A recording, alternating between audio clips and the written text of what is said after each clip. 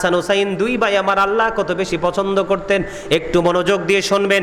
একদিন এক গ্রাম্য লোক মনে মনে নিয়ত করলেন, আমাদের দেশে অনেক গ্রামের মানুষ আছে, গ্রামে বসবাস করে, যেমন ধরেন গাছে নতুন চারা গাছে আম ধরলে কি বলে? আমাদের এলাকার যে ভালো ইমাম সাহেব আছে মসজিদের ইমাম সাহেবকে আগে দিব, কারণ এরা হচ্ছে আল্লাহর পছন্দের মানুষ। নিয়ত করে না? দেখবেন গাবি যখন বাচ্চা দেয় প্রথম দুধ দহন করার পরে নিজে আগে খায় না, আগে কাকে খাওয়ায়? মসজিদের ইমাম সাহেবকে দেয় বরকতের জন্য, দোয়ার জন্য, অথবা আল্লাহর কোনো প্রিয় ওলি থাকলে, বন্ধু থাকলে তাকে খাওয়ায়। এরকম আছে না? এইরকম যার যার জায়গা থেকে এক একজন এক একটা মান্নত করে বন্ধু। এই মান্নত করতে গিয়ে একদিন এক গ্রাম্য লোক মান্নত করলেন, মনে মনে নিয়ত করলেন যে আমি একটা হরিণী রাসূলের দরবারে উপহার দিব। কি দিব? একটা হরিণ আমি রাসূলকে উপহার দিব। বন্ধুরে আমার, ওই গ্রাম্য লোক যেমনি নিয়ত করলেন তেমনি মজার একটা খবর শোনেন। ইমাম হুসাইনকে আমার আল্লাহ কত বেশি ভালোবাসেন, এবং জঙ্গলের পশুরা পর্যন্ত বন্ধু ভালোবাসতেন এই দুই ভাইকে। এবার গ্রাম্য লোক কি করলেন? জঙ্গল থেকে বন্ধু একটা হরিণের বাচ্চা ধরলেন। হরিণের একটা বাচ্চা ধরে আমার রাসূলের কাছে এর উপহার দিয়ে দিলেন। দিতে দেরি রে, এবার ইমাম হাসান রাদিয়াল্লাহু তাআলা আনহু ডেকে ডেকে বললেন, নানা গো, কত সুন্দর হরিণের বাচ্চা, এই বাচ্চাটা নানা গো তুমি আমাকে দিয়ে দাও। এবার আমার নবী কি করলেন?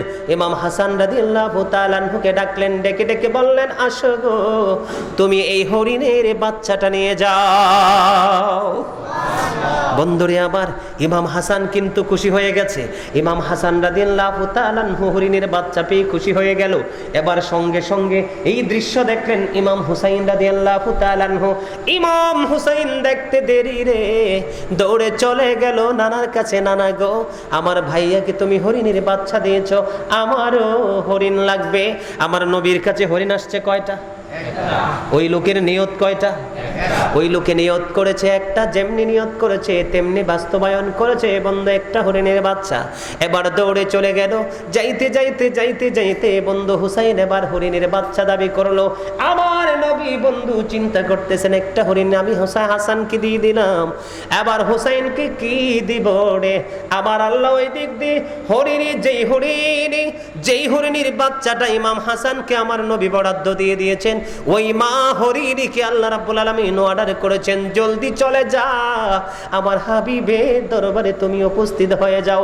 বন্ধু, কত প্রেমময় খবর রে! একটা হরিণীর বাচ্চা গ্রাম্য লোকটা ধরে নিয়ে আসলো। ওই মা হরিণী তার আরেকটা বাচ্চা নিয়ে দ্রুত গতিতে আমার নবীর দরবারের দিকে দৌড়ায়।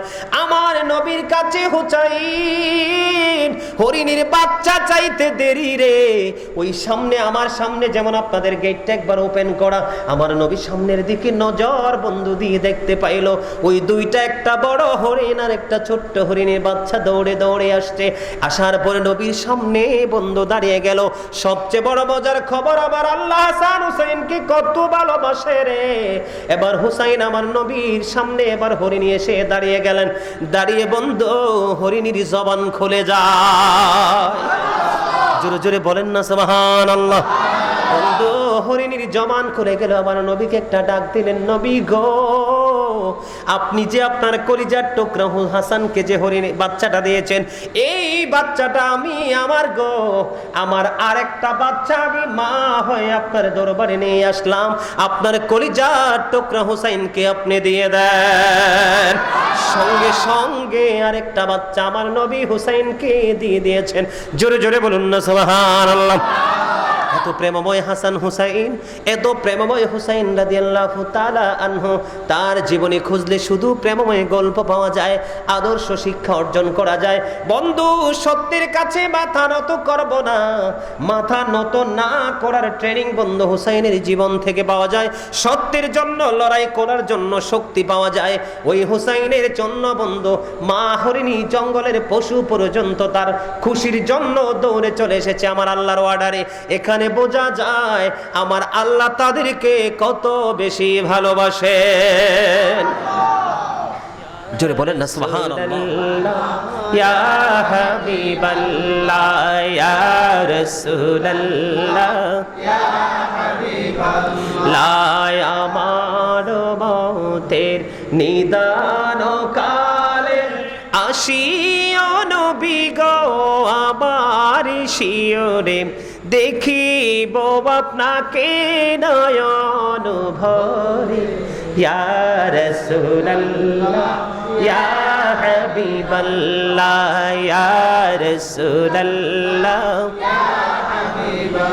লা শুনেছি হাদিসে দেখিলে আপনাকে জীবনের গোড়া ঝরিয়া পড়ে দিও গো দেখা দয়া করে ইয়া রাসূলুল্লাহ ইয়া হাবিবাল্লাহ ইয়া রাসূলুল্লাহ ইয়া লা গোসল করাইয়া কাফন পরাইয়া যখন রাখিবে কবর শোয়াইয়া লইও গো কোলে গোলাম বলিয়া ইয়া রাসূলুল্লাহ ইয়া হাবিবাল্লাহ ইয়া রাসূলুল্লাহ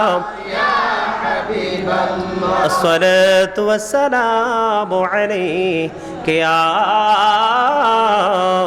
رسول الله الحمد لله